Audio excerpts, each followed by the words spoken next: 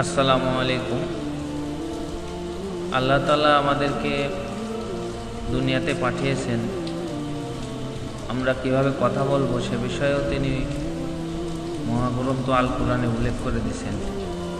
তো চলুন আল্লাহ তাআলা আমাদের কিভাবে কথা বলতে বলেছেন সেগুলো আলোচনা করি। প্রথমত হচ্ছে কথা বলার পূর্বে সালাম দেওয়া। সূরা নূর আয়াত 61। সতর্কতার সাথে কথা বলা। সূরা কফ আয়াত 18। সুন্দরভাবে ও উত্তম রূপে কথা বলা। সূরা বাকারা আয়াত 83। অনর্থক বাজে কথা পরিহার করো। সূরা আল মুমিনুন আয়াত 3। কণ্ঠস্বর নিচু করে কথা বলো।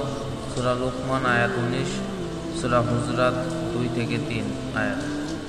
বুদ্ধি খাটিয়ে কথা বলো। সূরা নামল আয়াত 125। সঠিক কথা বলো ও পাপ মোচনের দুয়ার উন্মুক্ত করো। সূরা আজহাব আয়াত 71-72।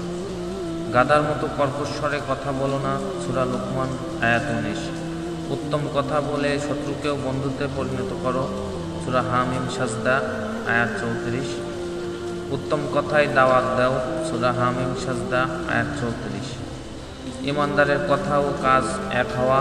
সূরা সফ আয়াত 2। পরিবারের সদস্যদের প্রতি ক্ষমার নীতি অবলম্বন করা। সূরা আরাফ আয়াত 199।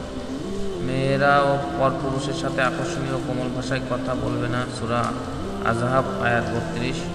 মূর্খ ও অজ্ঞদের সাধ্যমতো এড়িয়ে চলা। সূরা ফুরকান আয়াত 63। আল্লাহ তাআলা আমাদের সকলকে আমল করার তৌফিক দান করুন। আমিন।